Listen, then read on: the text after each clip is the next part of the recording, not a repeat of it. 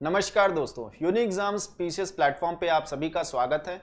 तो आज जैसा कि आप देख सकते हैं, आज हम पढ़ेंगे Uttar Pradesh state of forest report. और कल की वीडियो में हमने India state of forest report देखा था, जो एक ही वीडियो में आपके एग्जाम में जितने भी सवाल यूपी पीसीएस या अदर जो स्टेट पीसीएस एग्जाम में पूछे जाते वो सभी आपका कवर हो जाएगा। ठीक, तो ये सीरीज जो है बहुत इंपॉर्टेंट होने वाली है। पूरा वीडियो जरूर आप देखें, इससे आपको जरूर क्या होगा, फायदा पहुंचेगा। ठीक, तो आइए देखते हैं, शुरू करते हैं आज की क्लास को।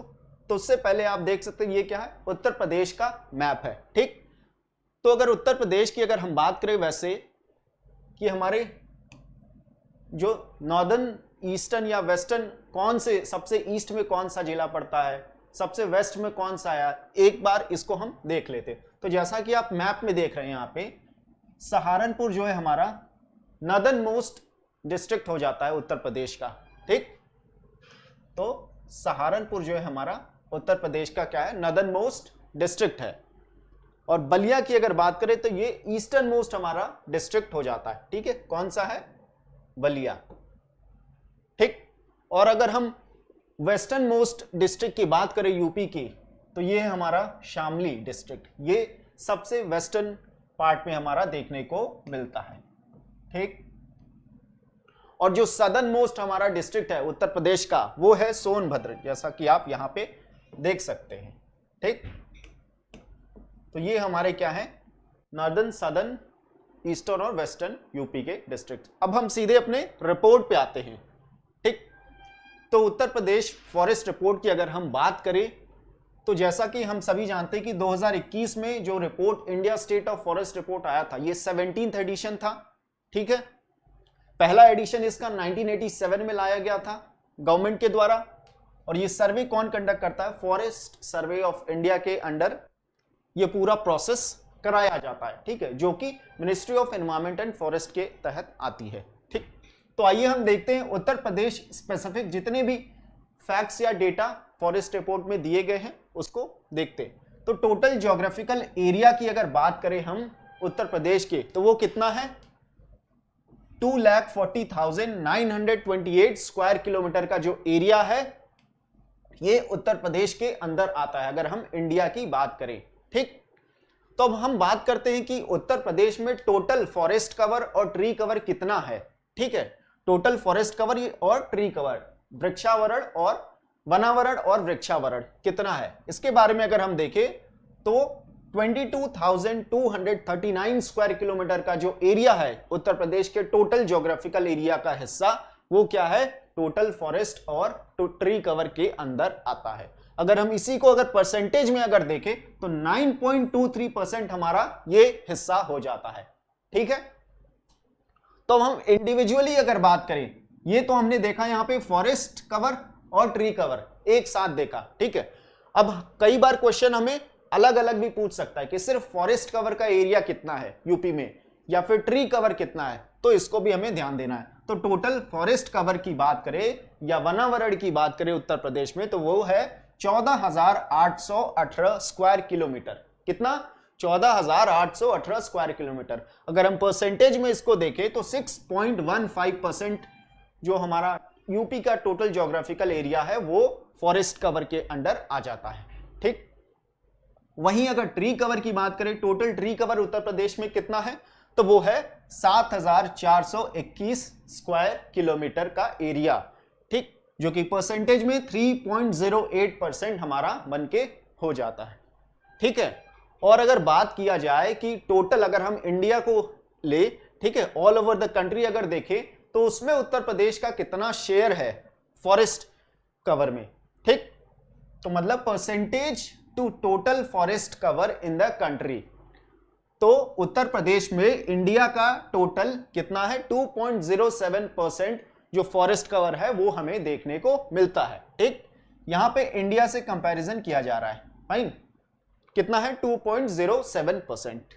ठीक है, अब हम बात करते हैं रिकॉर्डेड फॉरेस्ट एरिया के। रिकॉर्डेड फॉरेस्ट एरिया के बारे में कल हम सबने देखा था। क्या होता है रिकॉर्डेड फॉरेस्ट एरिया, वो फॉरेस्ट एरियाज जो कि गवर्नमेंट के रिकॉर्ड्स में मौजूद होते हैं। ठीक है, इनके अंदर रिजर्व फॉरेस्ट, प्रोटेक्टेड फॉरेस्ट, ये सभी क्या है इनके अंडर आ जाते हैं। या फिर ऐसा कोई फॉरेस्ट एरिया जो कि एक तरीके से किसी स्टेट लॉ के अंडर भी है तो वो भी इसमें इंक्लूड किया जा सकता है, या किसी रेवेन्यू रिकॉर्ड की बात किया जाए तो।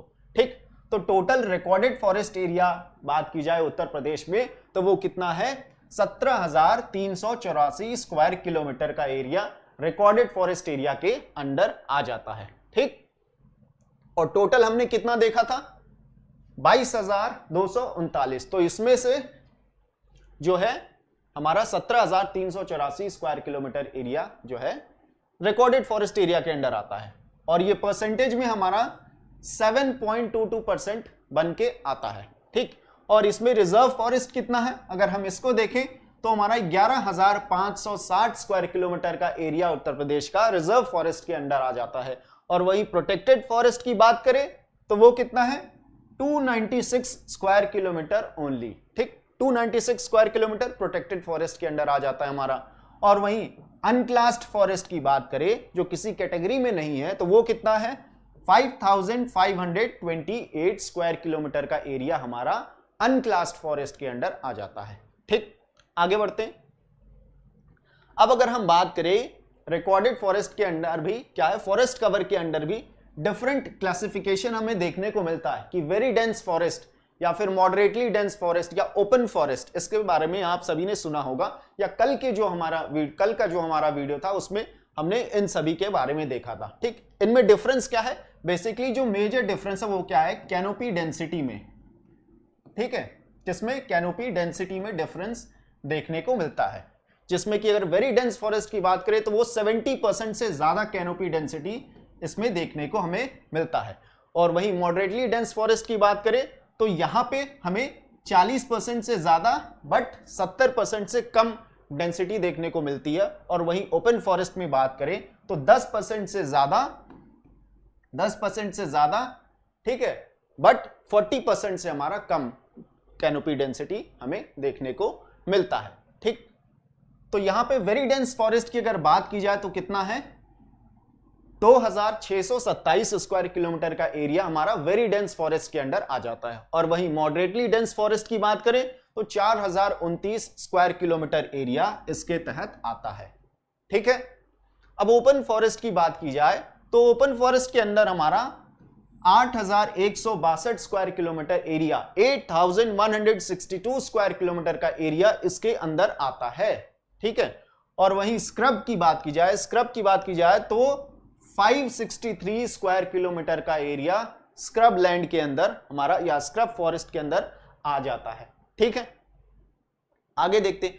अब बात करते हैं कि उत्तर प्रदेश में वो टॉप 3 जो डिस्ट्रिक्ट्स है, टॉप के 3 डिस्ट्रिक्ट्स, क्योंकि ज्यादातर 2-3 रैंक तक ही पूछा जाता है। ठीक है, तो हम जो है टॉप 3 डिस्ट्रिक्ट जहां पे सबसे ज्यादा फॉरेस्ट कवर या वनावरण देखने को मिलता है हम उसकी बात करेंगे। ठीक, तो सबसे पहले हम क्या है, एरिया वाइज बात करेंगे, क्योंकि सवाल 2 तरीके से आपसे पूछा जा सकता है, एक एरिया वाइज पूछ सकता है और वहीं दूसरा क्वेश्चन जो है आपसे परसेंटेज वाइज पूछ सकता है। ठीक है, तो यहाँ एरिया वाइज अगर बात करें तो सबसे ज्यादा फॉरेस्ट कवर या वनावरण किस जिले में देखने को मिलता है, तो सोनभद्र हमारा पहले नंबर पे हो जाएगा, फिर Lakhimpur Kheri and third is Mirzapur. ठीक, ये हमारा थर्ड रैंक पे आ जाएगा मिर्जापुर। और वहीं अगर हम बात करें बॉटम 3 डिस्ट्रिक्ट, सबसे नीचे या सबसे कम कहां पे फॉरेस्ट कवर देखने को मिलेगा, तो वो है संत रविदास नगर या फिर भदोही के नाम से भी हम इसको जानते हैं। ठीक, तो सबसे कम संत रविदास नगर पे है, उसके बाद मऊ आएगा और फिर मैनपुरी हमारा नीचे से तीसरे नंबर पे आ जाएगा। ठीक है, तो ये था एरिया वाइज। अब हम बात करेंगे परसेंटेज वाइज। ठीक, परसेंटेज वाइज अगर बात करें तो परसेंटेज वाइज में भी सोनभद्र हमारा पहले नंबर पे आ जाता है in terms of forest cover की अगर बात की जाए। ठीक है, तो सोनभद्र एरिया वाइज भी सबसे ऊपर है और परसेंटेज वाइज भी सबसे ज्यादा फॉरेस्ट कवर यहां पे देखने को मिलता है। ठीक है, और वहीं अगर सेकंड नंबर पे हमारा चंदौली आ जाता है और थर्ड पे चित्रकूट देखने को मिलता है। ओके, अब आइए हम बॉटम 3 डिस्ट्रिक्ट्स देखें। नीचे से 3 डिस्ट्रिक्ट कौन कौन से, तो यहां पे भी हमें संत रविदास नगर या भदोही में सबसे कम परसेंटेज में फॉरेस्ट कवर देखने को मिलता है। तो ये हमारा हो जाएगा नीचे से पहला मैनपुरी उसके बाद आएगा और फिर देवरिया जिला। ठीक है, तो ये 3 बॉटम 3 डिस्ट्रिक्ट्स हैं जहां पे सबसे कम फॉरेस्ट कवर देखने को मिलता है। ठीक, तो ये था हमारा उत्तर प्रदेश का जितने भी फैक्ट्स या डेटा एग्जाम में आपसे पूछे जा सकते हैं, तो उन सभी को हमने क्या किया, डिस्कस कर लिया। अब हम बात करेंगे इंपॉर्टेंट जो एनवायरमेंट से रिलेटेड जो इंपॉर्टेंट डेज होते हैं, हमारे अक्सर एग्जामों में पूछा जाता है या उनके थीम्स भी पूछ लिए जाते हैं, तो उन सभी इंपॉर्टेंट डेट्स को हम मंथ वाइज जो है देखेंगे। ठीक, ये भी क्या है, बहुत ही इंपॉर्टेंट टॉपिक आपके एग्जाम का है। 2 या 3 क्वेश्चन यहां से भी हमें देखने को मिल जाते हैं करंट अफेयर्स के फॉर्म में। ठीक, तो आइए हम सबसे पहले फरवरी की बात करेंगे, क्योंकि जनवरी में अगर एनवायरमेंट के पर्सपेक्टिव से देखें तो ऐसा कोई क्या है इंपॉर्टेंट डे हमें नहीं मिला। ठीक, तो इस वजह से हम सीधे फरवरी पे आ जाते हैं।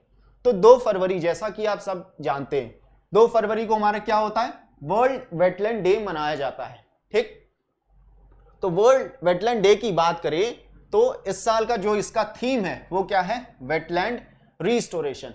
ठीक, ये 2023 का क्या है, थीम है, याद रखिएगा। ठीक, हम 22 की बात नहीं कर रहे, 2023 इसका क्या है, wetland restoration is the theme. और उसके बाद हम अगर सेकंड नंबर पे देखें तो फरवरी 27 यहाँ पे इंटरनेशनल पोलर बियर डे मनाया जाता है 27 फरवरी को। और वहीं 28 फरवरी की बात की जाए तो नेशनल साइंस डे मनाया जाता है इंडिया में, जैसा कि हम सब जानते हैं। और इसके अगर थीम की बात करें तो क्या है, global science for global wellbeing. ठीक, तो यहाँ थीम्स की अगर बात की जाए तो हम हर डेट की, हर इंपॉर्टेंट डे की थीम नहीं देखेंगे। ठीक, क्योंकि थीम जो है कुछ ही इंपॉर्टेंट जो डेज होते हैं उन्हीं से पूछा जाता है, इस वजह से जो इंपॉर्टेंट होंगे हम सिर्फ उन्हीं को ध्यान में रखेंगे। तो आइए फरवरी से अब मार्च पे चलते हैं, इंपॉर्टेंट डेज देखते हैं। तो 3 मार्च को वर्ल्ड वाइल्ड लाइफ डे मनाया जाता है हर साल। ठीक, और इस साल का जो इसका जो थीम है 2023 का, वो क्या है, partnership for wild life conservation. Partnership for wild life conservation is the theme. ठीक, और वहीं 14 मार्च की बात की जाए तो 14 मार्च को international day of action for reverse देखने को मिलता है, जिसका थीम क्या है, राइट्स ऑफ रिवर्स। ठीक, राइट्स ऑफ रिवर्स, यहाँ पे रिवर्स के अधिकार के बारे में बात हो रही है। वहीं 20 मार्च को अगर देखें तो वर्ल्ड स्पैरो डे मनाया जाता है। ठीक, हर साल हम 20 मार्च को वर्ल्ड स्पैरो डे मनाते हैं, जिससे कि एक अवेयरनेस जनरेट की जा सके और स्पैरो जो बर्ड है उसके पॉपुलेशन को एक तरीके से कंजर्व किया जा सके, प्रोटेक्ट किया जा सके। तो इसका जो थीम है इस साल का वो क्या है, आई लव स्पैरोज। ठीक, actually we all love sparrows. ठीक है, तो 21 मार्च की बात करते हैं तो 21 मार्च को 3 इंपॉर्टेंट जो है डे पड़ते हैं अगर एनवायरमेंट के पर्सपेक्टिव से देखा जाए, world forest day, world planting day और वर्ल्ड वुड डे। तो ये तीनों जो है 21 मार्च को मनाया जाता है। और वर्ल्ड फॉरेस्ट्री डे की बात की जाए तो इसका जो थीम है 2023 का वो क्या है, फॉरेस्ट एंड हेल्थ। ये इसका इस साल का थीम है, किसका, वर्ल्ड फॉरेस्ट्री डे का। और 22 मार्च की बात की जाए तो world water and sanitation day मनाया जाता है और इसका थीम क्या है, एक्सेलरेटिंग चेंज। ठीक, एक्सेलरेटिंग चेंज। और 23 मार्च की बात करें तो वर्ल्ड मेट्रोलॉजिकल डे मनाया जाता है और थीम इसका जो है the future of weather, climate and water across generations. ये इसका क्या है, थीम हमें देखने को इस साल का मिल जाता है। ठीक, तो आइए हम अप्रैल में चलते हैं। अप्रैल की अगर बात की जाए तो 7 अप्रैल को, जैसा कि हम सब जानते हैं, वर्ल्ड हेल्थ डे मनाया जाता है। ठीक, और थीम इसका है health for all. Health for all क्या है, इस साल का थीम है। और 10 अप्रैल को वर्ल्ड एटमॉस्फेयर डे मनाते हैं और वहीं 18 अप्रैल को वर्ल्ड हेरिटेज डे मनाया जाता है। ठीक, और 22 अप्रैल की बात की जाए तो ये भी क्या है, बहुत ज्यादा इंपॉर्टेंट है अगर हम बात करें एग्जाम के पॉइंट ऑफ व्यू से, वर्ल्ड अर्थ डे। ये 22 अप्रैल को मनाया जाता है और जो इस साल का थीम था, इन्वेस्ट इन अवर प्लैनेट, ये रहा इस साल का क्या थीम। ठीक, invest in our planet is the theme. ठीक है, अब हम आते हैं मई में आते हैं। ठीक, तो मई 3 को इंटरनेशनल एनर्जी डे मनाया जाता है।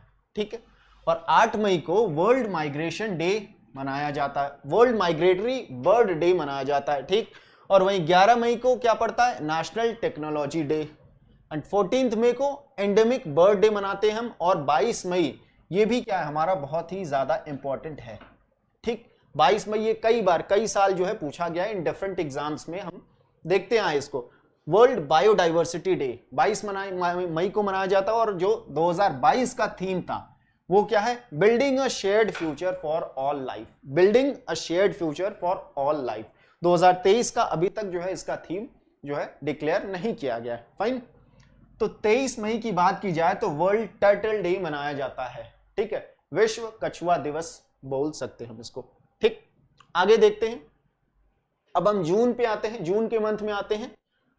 तो जून 5 जून ये भी क्या है, बहुत इंपॉर्टेंट हो जाता है हमारे एग्जाम पॉइंट ऑफ व्यू से। World environment day, world environment day मनाते हैं हम 5 जून को। और अगर इसके 2022 की थीम की बात की जाए तो क्या है वो, living sustainably in harmony with nature, living sustainably in harmony with nature. और जो स्लोगन था क्या था, only one earth was the slogan. ये 2022 की बात की जा रही है। और 2023 का मे भी, क्योंकि आपका 22 का भी पूछ सकता है, ठीक, तो हमें दोनों क्या है यहां पे हमें ध्यान देना है। 2023 की बात करें तो जो थीम था, सॉल्यूशंस टू प्लास्टिक पॉल्यूशन। ठीक, प्लास्टिक पॉल्यूशन इसका इस बार मेन फोकस एरिया है या कीवर्ड है, ये ध्यान में रखना है वर्ल्ड एनवायरमेंट डे का। तो जो स्लोगन था इसका, beat plastic pollution was the slogan. आइए आगे बढ़ते हैं। 8 जून की बात करें तो वर्ल्ड ओशन डे मनाया जाता है, वर्ल्ड ओशन डे। और 2022 का जो इसका थीम था, revitalisation collective action for the ocean. क्या है, revitalisation and collective action for the ocean. और वहीं अगर 2023 के थीम की बात की जाए तो क्या है, planet ocean, planet ocean tides are changing. ठीक, तो ये रहा वर्ल्ड ओशन डे के बारे में। 9 जून की बात की जाए तो कोरल ट्रायंगल डे मनाया जाता है। और 15 जून को ग्लोबल विंड डे। ठीक, और वहीं जून 17 की बात करें तो world day to combat desertification and drought. ये भी जो है क्या हो जाता है, हमारे लिए इंपॉर्टेंट हो जाता है। तो इसका थीम, अगर 2022 की थीम के बारे में बात की जाए तो क्या है, rising up from droughts and together. ठीक, rising up from droughts together, ये इसका थीम था। अब आते हैं हम अपने नेक्स्ट मंथ में। नेक्स्ट मंथ बात की जाए तो जुलाई 1, या इनफैक्ट हम कह सकते हैं कि जुलाई का जो फर्स्ट वीक आता है, हम जो है हर साल वन महोत्सव के पर्व में या फेस्टिवल के तौर पे मनाया जाता है ये इंडिया में। ठीक है, तो अगर बात करें वन महोत्सव का जो आइडिया दिया था, इसके बारे में मैंने कल भी आपको बताया था कि 1950 में शुरुआत की गई थी। इसका आइडिया दिया गया था किसके द्वारा, के.एम. मुंशी के द्वारा। इन्होंने जो है आइडिया दिया था। ये जो है हमारे एग्रीकल्चर मिनिस्टर भी थे 1952-53 की अगर बात की जाए उस टाइम पीरियड में। ठीक, ये मंत्री भी थे, यूनियन मिनिस्टर थे, और इन्होंने जो है वन महोत्सव मनाने का जो है आइडिया दिया था। It was his brain child. ठीक, तो 3 जुलाई की बात की जाए तो वर्ल्ड सी बर्ड डे मनाते हैं हम। 11 जुलाई को वर्ल्ड पॉपुलेशन डे मनाया जाता है। ये भी बहुत ज्यादा इंपॉर्टेंट हो जाता है हमारे लिए। ठीक, वर्ल्ड पॉपुलेशन डे के 2022 के थीम के बारे में बात की जाए तो क्या थीम था, a world of 8 billion, a world of 8 billion towards a resilient future for all. ठीक, resilient future for all, harnessing opportunities and ensuring rights and choices for all. ये जो था वर्ल्ड पॉपुलेशन डे का हमारा theme था 2022 का। ठीक, आगे बढ़ते नेक्स्ट मंथ की ओर चलते हैं। तो हम अगस्त की बात करते हैं। तो 10 अगस्त को हम वर्ल्ड लॉयन डे मनाते हैं, वर्ल्ड लॉयन डे मनाते हैं। और 12 अगस्त की बात की जाए, ठीक है, ठीक इसके 2 दिन बाद हम क्या मनाते हैं, वर्ल्ड एलिफेंट डे। ठीक, वर्ल्ड एलिफेंट डे। और 22 अगस्त को हनी बी डे हम मनाते हैं। ठीक, तो ये जो है इंपॉर्टेंट डेज हो गए जो हमारे अगस्त से हमें देखने को मिलते हैं। नेक्स्ट मंथ पे चलते हैं हम, सितंबर में चलते हैं। ठीक है, तो 8 सितंबर को वर्ल्ड क्लीन अप डे मनाया जाता है। ठीक बात है। और 16 सितंबर जो कि हर साल पूछा गया था, इनफैक्ट लास्ट ईयर भी ये जो है क्वेश्चन पूछा गया था और मैक्सिमम टाइम ये रिपीट हुआ है कि 16 सितंबर को वर्ल्ड ओजोन डे हम मनाते हैं। तो 2022 के इसके थीम की बात की जाए तो वो क्या था, global cooperation protecting life on earth. क्या है, global cooperation protecting life on earth was the theme of world ozone day. ठीक, अब सितंबर 18 की बात की जाए तो वर्ल्ड वाटर मॉनिटरिंग डे हम मनाते हैं, वर्ल्ड वाटर मॉनिटरिंग डे। और सितंबर 21 को जीरो एमिशन डे मनाया जाता है। और वहीं 26 सितंबर की बात करें तो वर्ल्ड एनवायरमेंटल हेल्थ डे मनाते हैं हम। ठीक है, 5 जून को हम वर्ल्ड एनवायरमेंट डे मनाते हैं और 26 सितंबर को हम वर्ल्ड एनवायरमेंटल हेल्थ डे मनाते हैं। ठीक है, तो दोनों में डिफरेंस हम याद रखेंगे, ध्यान में रखेंगे।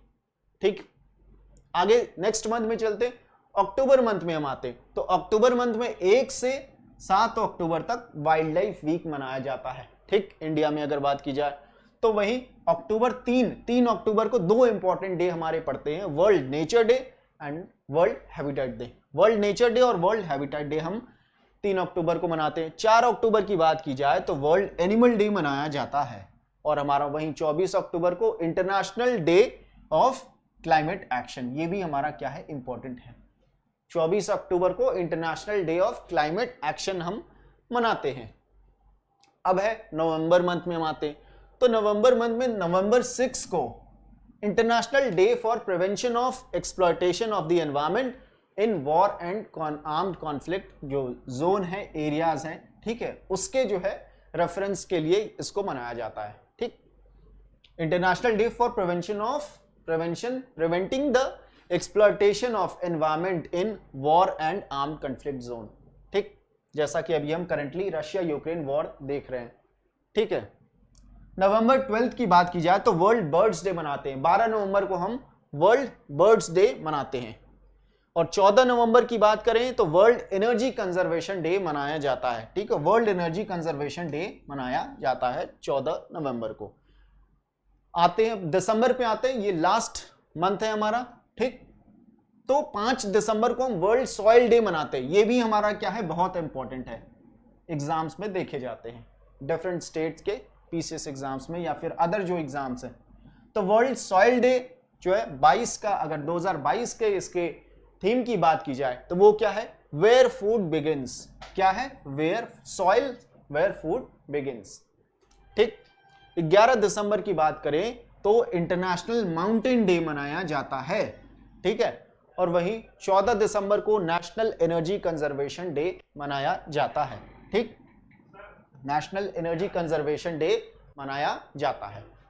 तो इस तरीके से हमने जो डिफरेंट हमारे मंथ्स थे उस सभी को हमने कवर किया है। ठीक, तो कल हमने इंडियन स्टेट ऑफ जो हमारा फॉरेस्ट रिपोर्ट था उसको हमने देखा और एक ही वीडियो में सभी जितने भी क्वेश्चंस बन सकते हैं उन सभी को हमने देखा। ठीक है, और आज जो है, आज का हमारा जो वीडियो था, जैसा कि हमने बताया कि India state of forest Uttar Pradesh state of forest report के बारे में था और जो इंपॉर्टेंट एनवायरमेंट से रिलेटेड इंपॉर्टेंट डेज हैं, ठीक है, उन सभी को हमने देखा। ठीक, तो कल जो है नेक्स्ट वीडियो लेके आएंगे जो आपके एग्जाम पॉइंट ऑफ व्यू से क्या होगा, बहुत इंपॉर्टेंट होगा। ठीक, तब तक के लिए धन्यवाद।